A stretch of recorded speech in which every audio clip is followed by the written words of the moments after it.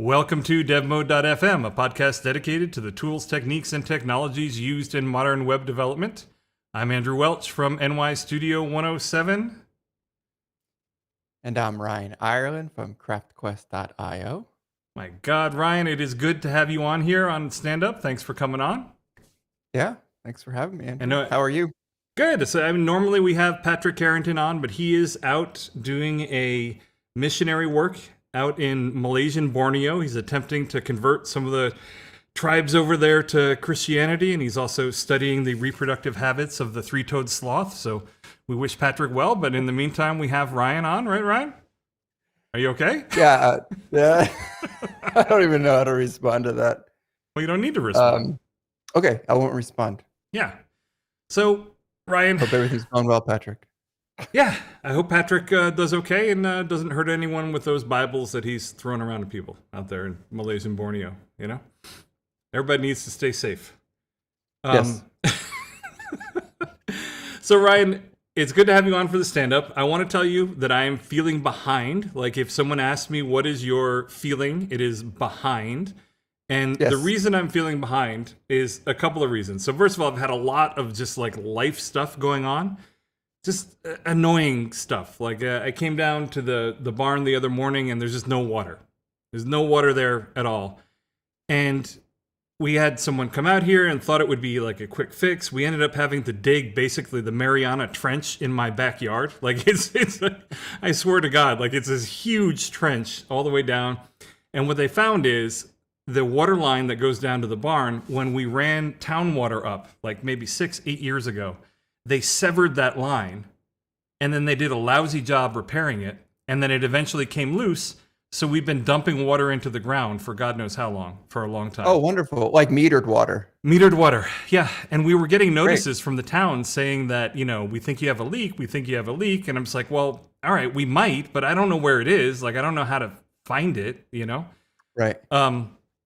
So we had a whole bunch of, you know, things derailed with that. And then I have to have people come out to, I mean, it's a huge trench. So I've got a guy coming out, help me to reseed the grass to put everything on there, you know, that kind of stuff.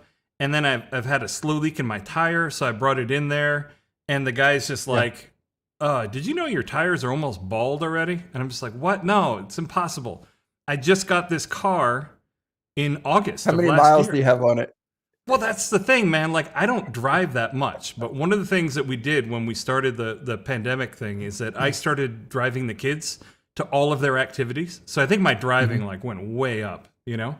Yeah. And so I got the car in August, and I have 17,000 miles on it already.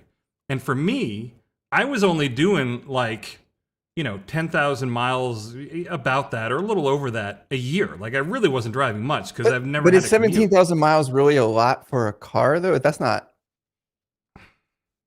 How long? I guess it depends if like low profile tires are different. Do you have low profile tires?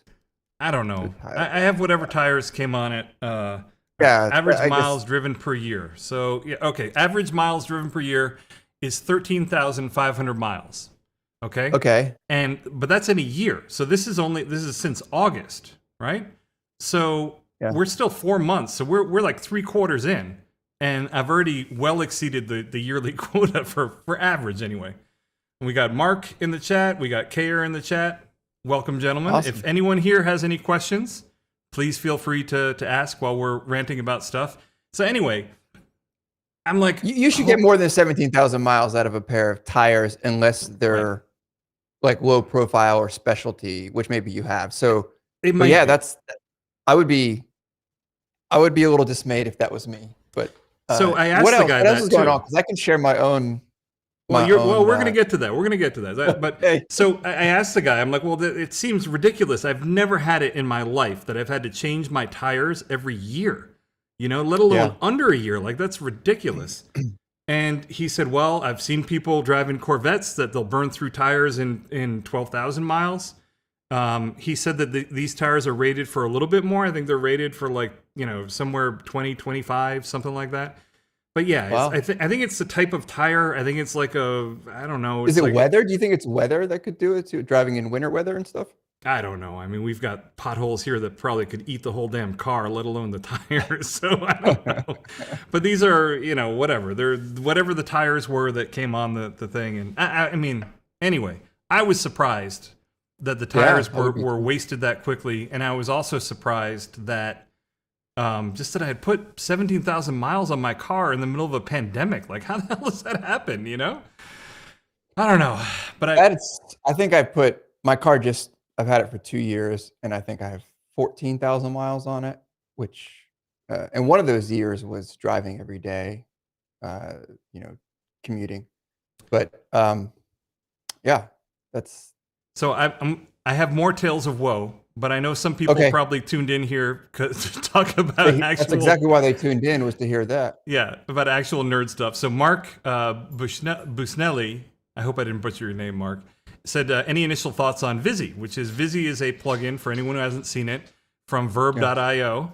And it kind of lets you do long form content in a really kind of nice way. So it's a Craft CMS plugin. Yes. Thank you, Ryan. A Craft CMS plugin. If you hear horrible sounds in the background, that's my dog barging in and out of the dog door. So I'm glad you asked about that. So first of all, we are actually having Josh Crawford, the person behind Verb.io and Vizzy and For Me. We're having him on the show next week, and we're going to do a recording with him. But also, Ryan, I think you have been doing some stuff with Vizzy too, right?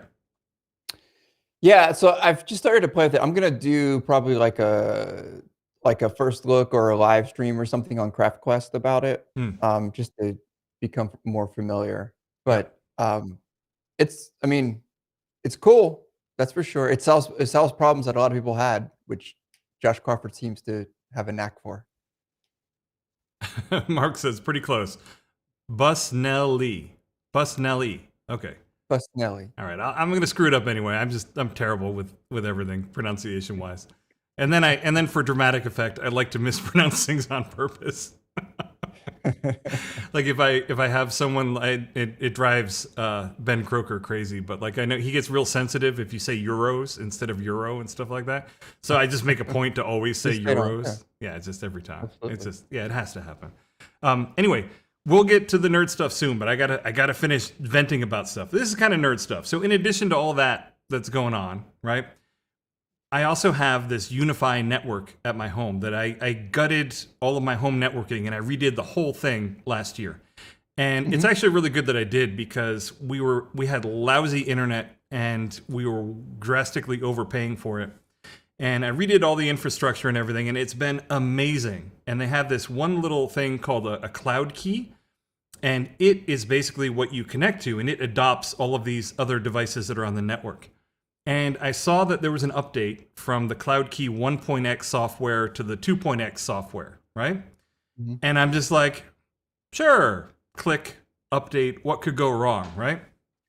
Well, it updated everything, and then it didn't see any of the devices on the network, and it said owned by other. So all of the devices were there, but it couldn't control them. So now I had no readout of anything and no control of anything on my network. My network still worked, but just there was nothing there, right? So I'm like, okay, well, what do I have to do now? And I did what everyone does when they have problems like this. I Googled it and I found a result, and it said, what you should do is connect to the device that owns it and tell it to not own it anymore. I'm like, well, okay, that's not going to work, right, Ryan? Because this device that used to own it is the same device. It's just different software that's gone, so that's not going to help. And then they're like, well, if you can't do that, you can hardware reset it. And I was like, oh, God. Oh, boy.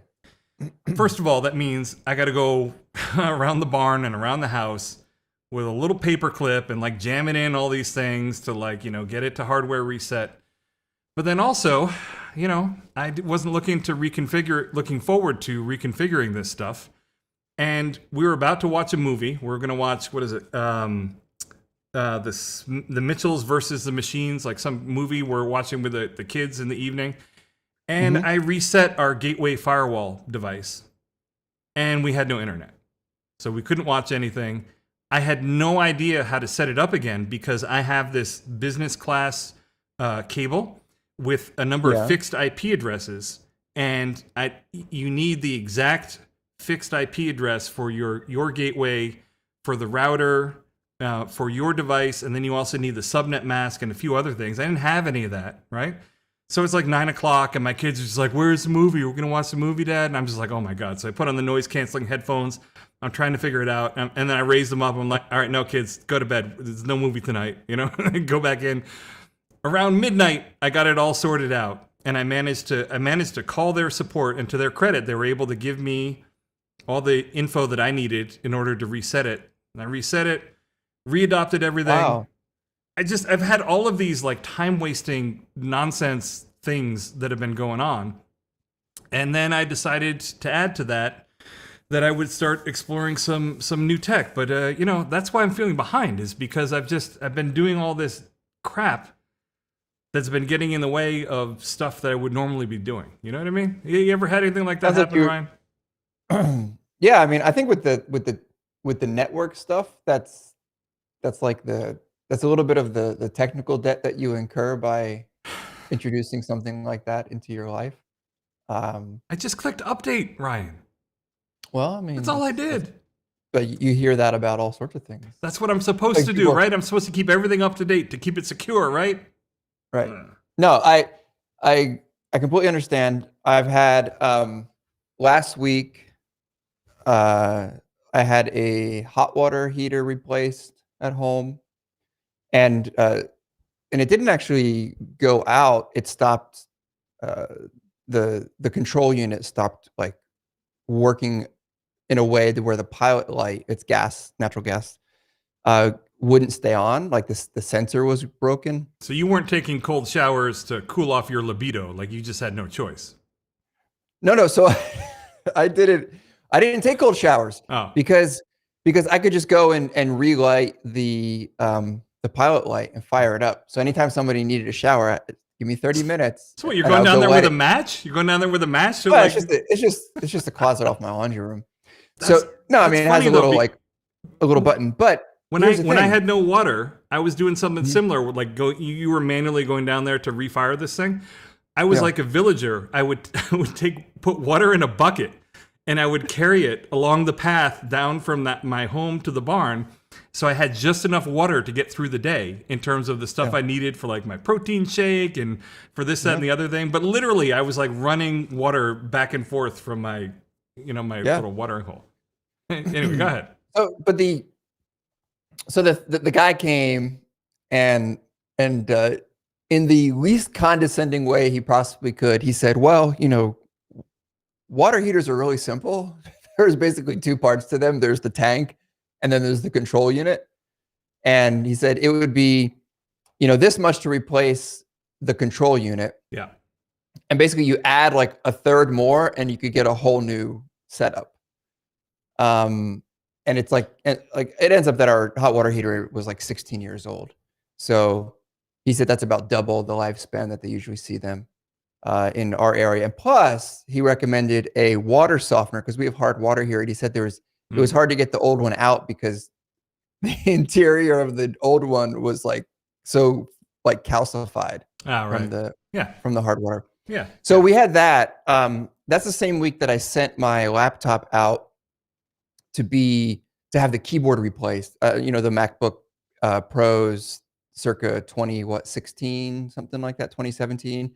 Apple put in that jacked up small, like short butterfly keyboard or whatever that everybody hated. No, Phil Schiller told me it was amazing. He said it was the best keyboard they'd ever made.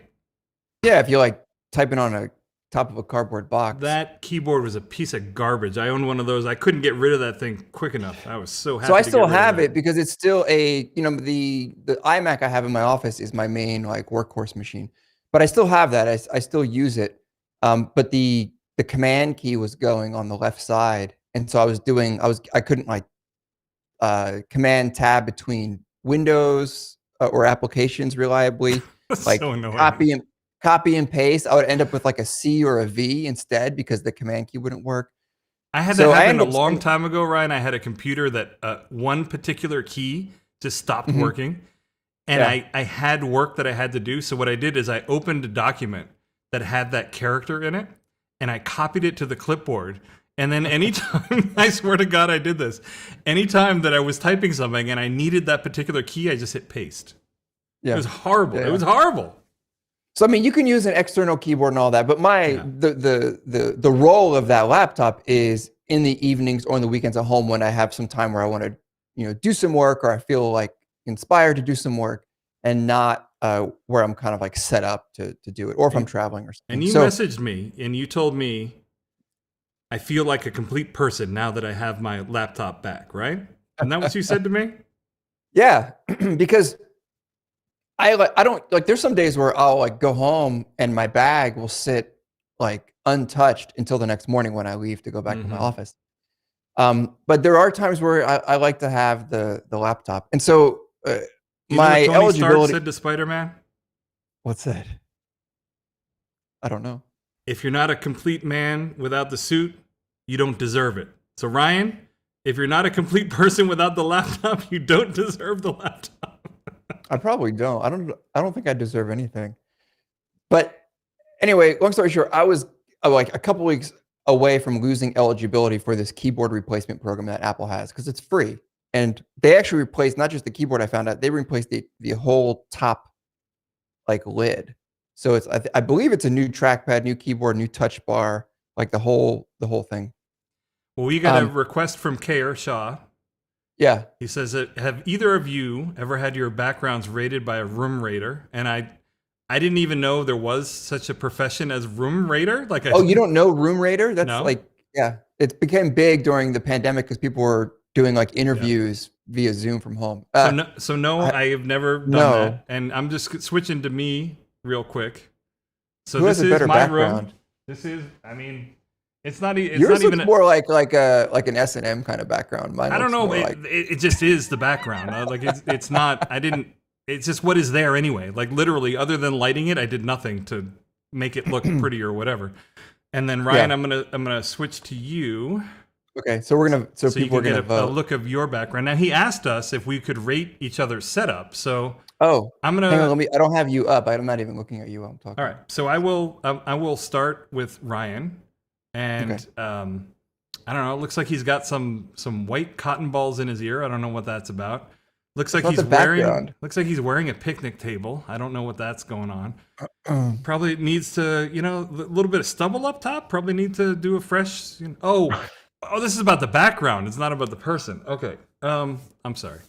Let me background. No, it looks like Midwestern study is kind of what I'm going to go with. We're going to go Midwestern study, as it looks kind of normal to me out there. So I'll switch to me, and then you can rate my background or whatever. There you go. So now you should be able to see me. Do you want me to get out of the way, or should I stand here? No, I think you're supposed to stand there. I think that's the whole idea with Room Raider. Okay. All right. So it's dark. Yeah. There's some Is it too dark thing in the background? Is it too dark? It's dark and purple. Maybe are you gonna have a rave after this? Yeah. With like a circus act, because it looks like you got rings. I'm gonna have a rave with 2 kids and a dog. That's what it's. It's gonna be. All right. It's hard to see anything, so I would say that if your room was poorly designed, you're doing a good job of hiding it. Oh, now there's a bright light from the dog door. Yeah. So how do we rate it? What's the rating? Is it? I don't know. I have no idea. I'll give you a 2 out of 5. 2 out of 5. Is it because it's too dark? Is that what it is? I think it's too dark. Okay. I don't know how to fix that. Oh, people come to see you, not your background, right? So. Well, I don't know. So, and I saw some people they were saying like, hey, you shouldn't be that much brighter than your background. It's, I don't know. Maybe I do need to put some light in there to light it up. Actually, you know what? I think I can do that. Oh my god. Lighting is hard. Well, especially when you don't really care about it. All right, so let me see. Let me just see something here. What does this do? What does this do? There we go. Is it brighter now? That's way brighter. Yeah. Is that better? Now it definitely looks more like a circus act is going on back there. More like a circus act. I'm gonna switch to it. Is it? Yeah. Is that better? Better or worse? So now it looks like. Well, I mean, it's better. I can see more, so I can be a little bit more judgy about it. A little judgy. Yeah. Okay. So, Middle-aged man cave. Here, I'll get out of the way. There you go. Punching bag. Feeling like. By the way, that punching bag has got a little smiley face and it says Ryan on it. Just so you know. It probably does. I know for a fact that those are samurai swords or something in the background. Yeah, on the wall. They're actually real ones too. They're not the So cheapos. The fact that I know that I can like be snarky about it, but I don't think a normal person would know that those are there. Anyway, nobody came here for this. Nobody came here for this. So anyway, that's our rating on that stuff. So let's get back to 2 out of 5. Everyone came. They wanted to hear us bitch about stupid stuff. Right? About my water heater and my laptop. Yeah. So Andrew, like in earlier this year, I decided to become fully independent and self-employed again. And then one of the things I realized is that it was like, I wouldn't call it a bad week. It wasn't a bad week. It's just that there was a lot of like moving parts and things that, got kind of, in flux all at the same time.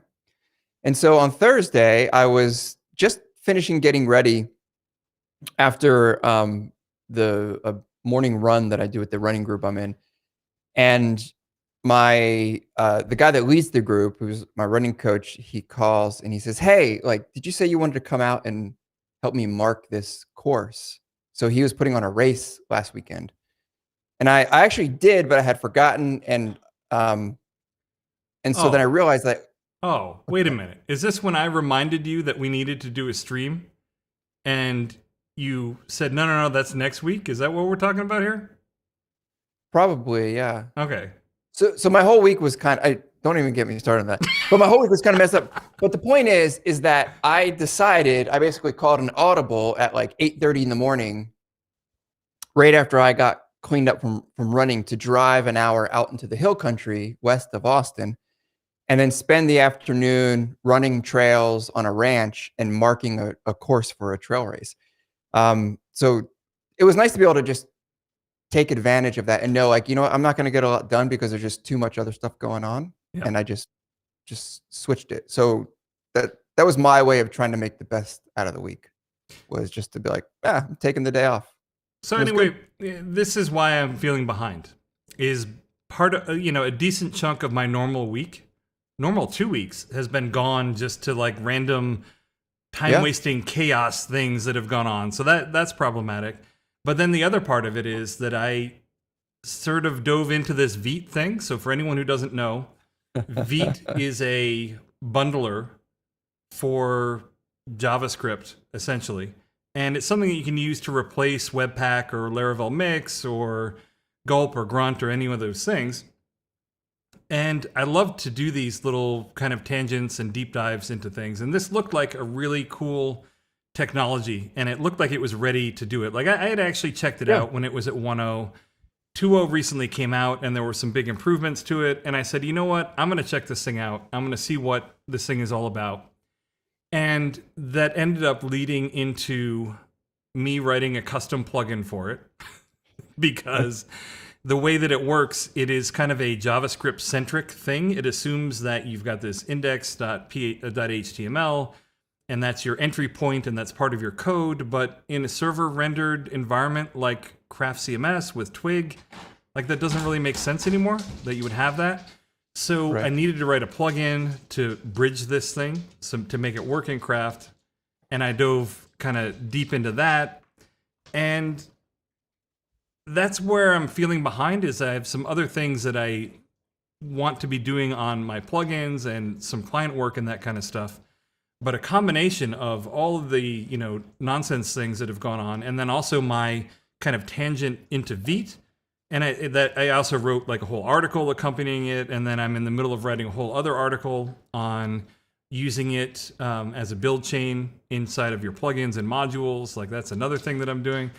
So I enjoy these tangents, right? So I like going on these and I like learning about it. And I do think that this is a technology that is actually going to be really useful going forward, not just for me, but also for the community, like for the Craft CMS community. Like don't get me wrong.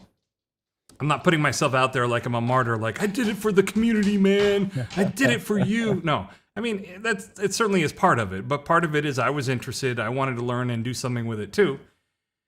So I think it's worth it, Ryan, but I just, you know what I mean? Like it takes work to do all these things. If I didn't have all the other nonsense going on, probably it wouldn't be that big of a deal. I wouldn't feel that behind. But those But that's the things one in thing you spent combination. Yeah. that time on. Yeah. Yeah, but that's life, Yep. right? Like you're gonna have to account for that happening. I mean, stuff like that happens. But so that's why I'm feeling a little behind. And then you'll message me every now and again, and you'll be like, "Oh, I'm reading this great book," and I'm just like, who is this person that has time to? I envision you whenever you message me that. I envision you like either you're in a Zen Buddhist pose with like the book perched on your crossed legs, or you're in a hammock somewhere with birds chirping and you're outside reading this. And I'm just like, man, who has time to read books? Like, I'm amazed by it, Ryan. How do you do it? I mean, you just it's just like part of your routine, I guess. It's actually been I've been like slow recently. Like I'm in the middle of trying to finish a book that because of having been pulled into all these other things over the last week or so, I've actually lost some progress. So I used to But be an avid reader. So yeah, and I read the classics. I read all of these things. These days, like literally, I could not tell you the last book that I finished. I could not. There's no way. So I want to ask you. Well, I try to read things. So I definitely lose like momentum on other things if I get pulled into like a book or a topic. And I try to read based on, like, as an example, like you went down this Vite sort of rabbit hole. Yeah. For you, that's very consistent with like other rabbit holes into or other interests that you have with like build tools and like Webpack. Like it's consistent with that. So there's kind of like there's like some like topical alignment there. But for me, it's the same thing with reading. I've basically been on this kick of reading a lot of books about learning, about the brain, trying to, and then the best resource in a book sometimes isn't the actual text itself. It's the end, the notes at the end, and all of the and all their source material, and then you can I dive thought you into were there. going to say it's the flames when you burn it. No. So Are these dead it's just tree been, books? Like real books? Or are they Kindle yeah, books? Yeah. no, Okay. real books. Yeah, Well, I switched to when we first bought our the house that we're in now a couple years ago. The first thing that we did was have someone come and do some custom built-ins in one of the rooms, and so now I have all this space for books. And that I figured it out. That explains it. That is why you're reading all these books. Is out of guilt for all the money that you spent on the custom on shelving. the bookshelf. That's Yeah. what it is, right? Well, now have this like one shelf that's my to be read list of books, because so my thing is I'll read about a book or hear about a book and I'll just buy it and it'll come. But even though I have like a dozen other books that come before it, but it's always sitting there on the shelf. So then I can just be very sort of like in the moment of like, oh, I want to read this now. I don't have to like wait for it. What do you get out of reading books? Like because most of the things that we do, we get some kind of a benefit out of it one way or another. Like they're not always good benefits, like if you're sitting on the couch and you're just stuffing your face with cupcakes or something like that, you know what I mean? Like there still is an immediate benefit of the sugar rush, even though it's bad long term. But what is the benefit that you get out of reading books? Like what does that do for you? Well, it like satisfies my curiosity for like how things work, how books work. You don't know how they work? No, just like how as an example, how we currently think our brain works, because obviously like in the study of brain science and neurology, like that's changing as technology gets better for studying the brain. But so it's satisfying the curiosity about how the world works, how things work, how we think humans work. But then also the bigger part is making connections between different things. And the more you read, the more connections you can make. The more you read, the more you can understand, like reading history, you can understand that, this thing that makes me mad today about what someone is doing today, like people have been doing that same thing for generations. It might not make it better, but it might actually help you understand, like in the context of like the last 200 years, it's not something new. It's just, perhaps it's just one of the strange parts about human nature. Well, I'm So gonna commit to something, Ryan. So I have you're an gonna commit to upcoming. reading a book? I am. Yeah. Okay. So I have an upcoming trip that Okay. we're the family and everyone we're going to Cape Cod at the end of Okay. August. I used to go there when I was growing up all the time because we had family, our cousins that lived in Massachusetts, and they were right near the Cape, and we used to go there, I think, like once a summer maybe, a decent amount of the time. I haven't been there in forever. Like I have, it's been a really long time.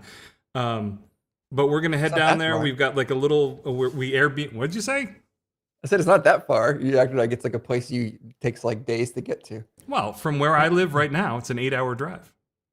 Is it really? I always forget how west you are.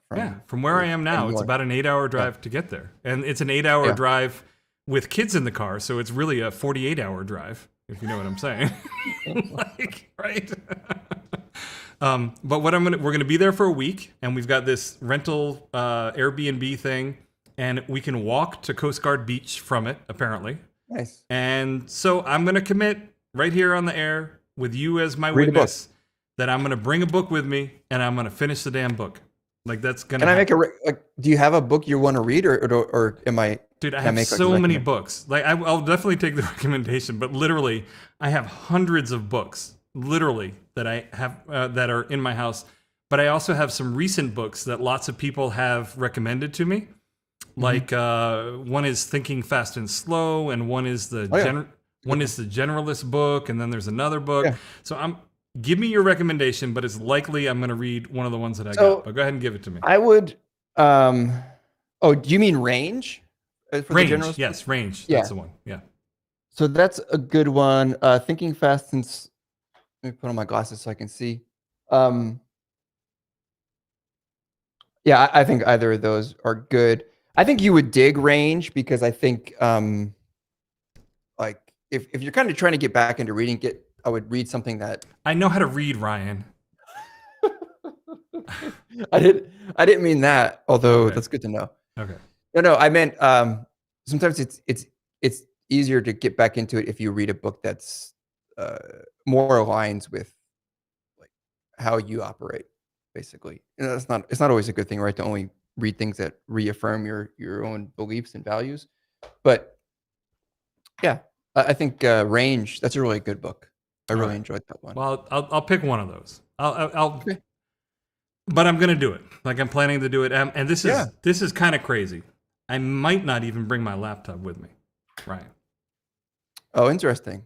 The reason that's crazy is it's not because I feel like I would need to do it to like not, to hold myself away from it or whatever. But I just think it might be kind of interesting to do it. The only downside to that is, I don't know if I can really do that from a support perspective. You know what I mean? Like if people are trying to build stuff and they file an issue for one of my plugins, I don't know if I really, even if I'm on vacation, I don't know if I really want it to go a week before they get an answer. You know what I mean? Right. So we'll see. That's to be decided. But I can think of one time there might have been something critical with your plugin that you needed to respond quicker than a week. But right. I'm not talking about critical, but I'm more talking about, like someone that just bought it and they need support and they want an answer. The client is breathing down their neck. And it leaves a bad impression if you can't at least acknowledge, or give them a pointer or say, we'll look into this. You know what I mean? So, you file an issue so then bring it. Go ahead. Yeah. So then bring it, check in, like set yourself some rules. Because like, even though we work for ourselves, you still have to be able to take time off, even though you have, but set some rules for yourself and say, like every morning or whatever, or I'll check my email on my phone or whatever, non-laptop device. And if there's nothing critical that I feel like I need to address, then don't open the laptop. But what if what you really get enjoyment out of, Ryan? What if what is relaxing for you is writing code? Is writing some code. No, I know. Is that a bad thing? Maybe it is. I don't know. I know. On my birthday, I was sitting on the sofa just writing. I forget what I was working on, something, writing some code or something. My wife asked me, she's like, you want to, you're going to work on your laptop on your birthday? I was like, oh, I mean, I kind of enjoy it. It's Yeah. kind of fun.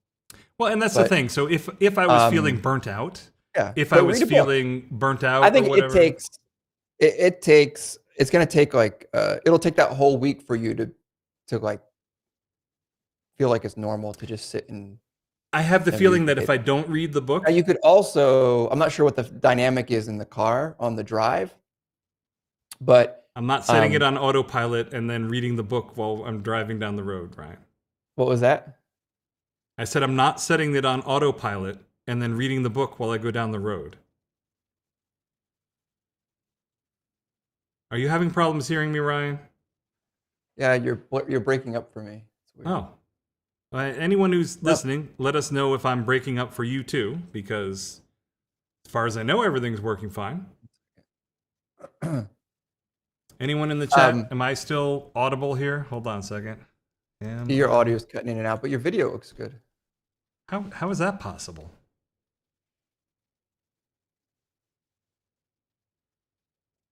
No, everything here looks fine. I don't see anything on my end. Let's see what people in the chat have to say about it. I see nothing wrong. Writing RFPs, on the other hand, is complete opposite. Yeah. I would not want to. Honestly, like, I have no desire to write an RFP. Everyone says, I hear you fine, I hear you fine, I hear you fine. Okay. Yes, everyone can hear me, Ryan. That's not good. Everyone can hear me. Your video is going in and out. I mean, your audio, but your video looks good. Do you need to try refreshing? All right, so we're going to have Ryan try to refresh. Back? Yeah, try to call back. Try to call back. And while he's doing that, I'm just going to talk a little bit about this. And so, you know, it is the kind of thing that I do truly enjoy what I'm doing for a lot of things. And because I enjoy doing this stuff, like, is it really a problem that I do this when I'm on vacation? I don't know. Yeah, I think you're fine. Yeah. You can hear me now, Ryan? Yeah, it's much better. Okay. So let's continue on. So I have the feeling that if I don't read the book while I'm on vacation, Ryan, the reason will actually be because I don't have a ton of uninterrupted time, because I've got a 10-year-old and a 12-year-old with me that we're doing stuff. But what my plan is that I'm going to bring the book to the beach, right? So when the kids are playing on the beach and they're harassing all the poor starfish that are under the rocks and they're getting their fingers bit by whatever sea life is attacking them, I'll probably just bring it and I'll read it there, Yeah. But I have the feeling that if I don't finish the book, it's going to be just because, I got two kids and need alone time, unless they're off doing something on their own, is hard to come by, But but you don't need to go on vacation to read a book. You sit in your barn here all day by yourself, right? Yeah, but sit on your beanbag thing and read. So here's the thing. I would have to make it dedicated time. So what I do right now. Yeah, no, totally. Okay. But reading is work, right? Reading is part of your job. Not selling part it, of my right? job. You're not selling reading it. Reading is part of my job, and that's basically what I tell myself. So I can sit over here in my chair and read for 2 or 3 hours, and it's not like I'm slacking off. Like it's part of because okay. But are you reading for pleasure, or are you reading work-related books that either you're learning some bit of tech or you're reformulating your mind and your business around that? Like, is it work reading or is it pleasure reading or is it okay? All right. It's work reading. So like fiction, like novels and stuff, I keep at home. I don't typically bring them to my office because this sounds like homework, though. No, I mean it's just no a thing you do. It's no different than like how you would jump into like Vite and ordering that. Like to some people that sounds like a a really terrible time and terrible thing to do. Is to Right. jump So into so I'll be your neighborhood, sewer worker. I will go the places that you don't want to go. Right. I'm fine with that. You know what I mean? Like, I'm good with being your friendly neighborhood sewer worker. But, from my perspective, I would have to make it a dedicated thing. So, for instance, what I do 4 days a week is I work out with my kids. So I've got dedicated times that they come down here and we have a workout hour. It's about an hour that we lift weights, right? And then I also have every day I go on a hike. Nothing big, just a couple miles. I get outside and do it. And those are things that I do as set things that I do. Everything else is pretty... for reading. Yeah. Well, I would need to then add that to like the stack. You know what I mean? And then I'm just so I do it in the evenings. We have a set amount of time that our daughter has to read every day, right. like with whatever novel she's reading or something. And then I typically just sit down and read during that time as well. And that's just like it's half me just like it's relaxing to me. It's also like showing a good example at the same time.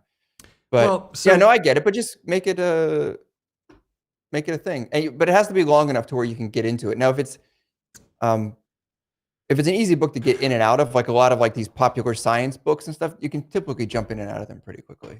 Evenings are tough because, as I was mentioning before when I was bitching about my tires, I'm the one that in the evening am running the kids to activities, and 4 days a week they have activities in the evening. And then we go right from that to dinner. And then after that, there's either homework or we watch a little bit of a movie together. And then I read books with my younger child. And then they go to bed and I sigh in relief. And and then you're too tired to do anything. But not really. Well, sort of. Yeah, I am to some extent. But so if you're spending a lot of time in the car wearing down tires, getting an Audible book, that's perfectly fine too. And on your trip to vacation, just put one earbud in and have it attached to your phone. And I'm going to date myself. I used to get books on tape. Like literally books on tape when I was much younger.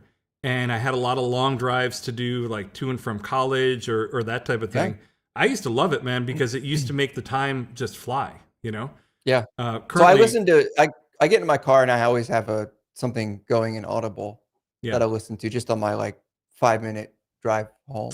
I started doing that actually. I signed up for an Audible account and I started listening to an old book on tape that I thought of actually during one of these podcasts, Thomas Covenant, like The Unbeliever or something like that.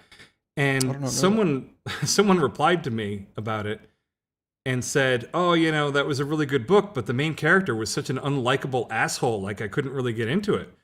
And I'm like, I don't really remember that too much.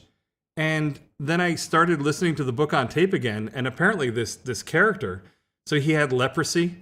And then he went into this other world and, and one of the first things that he did was like rape like a 13-year-old girl or something like that. And I'm just like, whoa, I don't remember this. This guy was a really terrible person. He was like the anti-hero of all anti-heroes. I didn't remember that at all. But then for something, I don't know, I just kind of stopped listening to that. And I listened to, what I've done? I've replaced it with other stuff. Like I listen to podcasts on topics that interest me as opposed to like a book on tape, So you have to be careful with, or I try to be, I don't want to tell anyone what to do. I try to be careful with podcasts that I'm not doing too much grazing, like too much like, what are you, a cow? Can you call me a cow? Well, like too much shallow, like grazing and not enough like deeper. Ryan, like, some of the best things in life are shallow, my friend. I know. But you can find yourself, weasel away hours listening to, speaking on a podcast, two people talk. Wait a minute. Are you denigrating our own show on our show? I probably am. Oh, God. Oh, great having you on, Ryan. Thanks. Yeah. Anyway, so listen to podcasts, but only this one. Don't listen to anything else. Anyway, so, getting back to what I was talking about before in terms of Vite. So you and I are going to do on the Craft Quest live stream whenever you figure out how calendars work. whenever you whenever you rediscover how calendars work, we're going to do a live stream on the Vite stuff. But in addition to the plugin, some of the stuff that I've been doing, I've been having a good time refactoring some of the code in the plugin to make it a little bit nicer, because what I did is I made a chunk of the functionality a separate package. And my plugin requires that package. But the reason I did it that way is that I want to be able to use Vite inside my own plugins in the Craft CP, because I want to have like this nice HMR experience or whatever. So then my plugins, or anyone else's plugins for that matter, all they have to do is then require that package, and they can pull it in and use it. And in part of the design for that thing, I've been having some fun figuring out like the best way to do that. So I'm using this fancy term, they call it dependency injection container, right? Really what that means is that instead, what you do is you pass config into this service, as opposed to the service going out and looking for its config. The idea being that you can pass in whatever dependencies that service has to it, so that you could, in theory, swap these things in and out. And that's what Yi and Craft are all based on this. Like if you ever look in the Craft source config directory, I believe it is, you'll see that it's just it's just an array of things. And those are all dependency injection containers. They're basically saying like, for the queue, use this. For the email, use that. And the idea is you can swap out these components. So I was applying that same principle to the plugin that I'm doing. And then the other thing is I want, for people to use this in their own plugin, they need to be able to output the script tags in Twig. And it's going to be different for each plugin. So one of the things that I did is initially I wrote a variable class. And I said, okay, if you want to use this in your plugin, what you have to do is subclass my variable class. And what that means is you inherit all of the methods that are in my class, right? So then you, for instance, I've got a .script method, which outputs the script tags. So if you inherit from my variable tag, that will be in yours, and that will be a way you can use it in your templates. Then I figured out that it actually worked out better if I made this a trait. So a trait and an interface in PHP. And a lot of people who've written PHP over the years may or may not have done much with traits or interfaces. So I think this is kind of a nice way to expose people to that, but also it is really a good use case. So an interface in PHP, do you want to give the definition of it, or you want me to go? You do it. All right.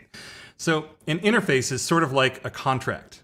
It says that if I write a class that uses this interface, that implements this interface, it will always have these methods with these signatures, right?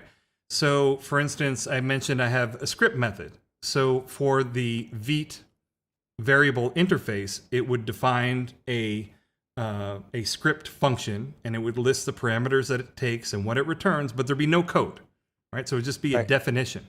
So the interface is basically saying, this is the contract that says, if you want to implement this thing, you must implement these methods. So it's a way of assuring that it will always implement those things. But it leaves the implementation opaque. Like the implementation itself can be whatever you want. It's just sort of the contract, right? And then a trait is, it sounds really fancy, but in your class in PHP, you just put use and then the name of the trait, right?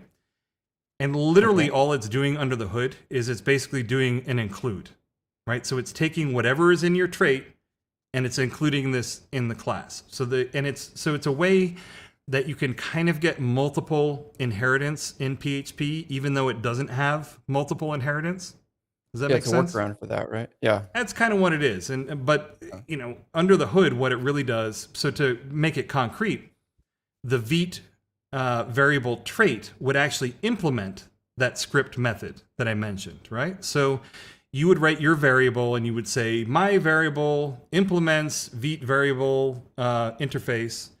And then inside the class, you would say, use Vite variable trait. And it essentially is going to take whatever's in my source code and just pound include it right there. It's just going to include it right there. So it sounds mysterious, but under the hood, really, that's kind of all it's doing. And this is just a way that, so you could have a class that uses multiple traits, and in that way you could sort of get multiple inheritance. You know what I mean? Does that make sense? It does. Yeah, so that's what I worked on, and I refactored that. And I've been having fun with it. I've been enjoying it. We've had a decent number of people that have been using the Vite plugin. They've been excited to do stuff with it. And I don't know. I'm pretty sanguine about it. I think it's a neat technology. And for sure, I'm going to be using it in my plugins going forward. I don't know about retrofitting them. I already have a build system in my plugin, so it really would only be if I was bored. I was like, all right, well, I'll replace something that works with something else that works, right? Yeah. So it's going to replace your Webpack build system for like new stuff? I don't know. I mean, it depends. It's one of those things where Webpack is sort of the safe choice, because if you want to do it, you can. Something. No, well, okay. What I mean is, it's less in flux. It's a very mature technology. Right. Lots of people know how to use it. There's lots of help out there. There's lots of training videos. There's, tons of plugins for it. So it's the safe choice in that regard, in that it is very, very widely used in the industry. Like if you look at the NPM downloads of Webpack compared to everything else, like it's ridiculous how often it's used. Now, part of the reason why is it is used as the basis for a lot of these starter kits, right? So if you use Laravel Mix, every time you include that in your project, it's pulling Webpack in. That's counting as a download, because basically Laravel Mix is a interface to Webpack. And it's really what it is. It's a gulp-like interface to Webpack, which is really kind of funny. But and same thing with like Create React App and Create Vue App and Vue CLI and these kinds of things. They all use Webpack as their basis too. So that's why it is the numbers are so high in terms of how much it's used. But that's why I call it a safe bet. I understand Webpack is complicated, but the point is it's out there. You know what I mean? Right. And Vite's still new, and it could shift, right? So. Vite's relatively new. I think that it works really well, and I think that Evan Yu, who is the author of Vue.js, he's the one who's been driving the project. It's an open source project, so he's got lots of contributors now, but he's driving it, and so I have confidence that it's going to go somewhere in that regard. But I don't know. I mean, yeah, for some projects, I probably will start using it. We'll see how it goes. I'm definitely going to be using it for plugins going forward. Other than that, we'll see. It's not like there's anything wrong with it, but it's also the thing where if I was coming from a system where I really needed something else, then I would definitely start using it. But I already have something that works. You know what I mean? And it's Webpack is kind of a safe bet in that regard. So yeah. How about you? Are you feeling eager to Vite? I actually am. It would reduce the number of text messages I get from you about whether I'm going to use Vite or not. But that's a gross mischaracterization. I do want to Vitify. Let's call it vitalize. Vitalize. Yeah, we're gonna vitalize. I want to revitalize a project with it. I have a Vite branch, but because of all of the happenings of the last week or two, I had to hit pause, and I have so many projects started right now, like branches going, that I have to like finish something. Yeah. But that's on the list. That would be useful. Well, folks, it's a new opportunity to learn. I'm just trying to wrap my head around like what's the conceptual map of that whole Vite world. And well, if only you were doing a live stream with someone that could explain it to you, and you could ask poignant questions on. There we go. And they could demonstrate it. Like if only that were a thing. You know what I'm saying? That's it. Yep. So I'm looking forward to that. Anyway, folks, I think we've been on here for about an hour. We're going to wrap it up. We promise, like next time, there's going to be less complaining and less life drama and a little more tech probably in there. But that about wraps it up. You bring this Ryan guy on, and it's just like complaining about stuff. So. Oh, I know. I mean, it's incredible. But that about wraps it. New Jersey. But that about wraps it up for another episode of the Ryan Complains podcast. To have every episode sent to your doorstep by carrier pigeon, just subscribe. And thanks for coming on, everybody. Bye-bye. See ya. All right. Let's see. We'll stop over here. Part of the reason, Ryan, we're still recording, by the way. So part of the reason why I don't want to go over an hour is I'm the one who edits these things. And, and it just sucks. Yeah. All right. I hear you. All right. Are we off the live stream too? Nope. We're still live everywhere. All right. Finish. Is this the after show? This is the after show. All right. So I hit finish, then end.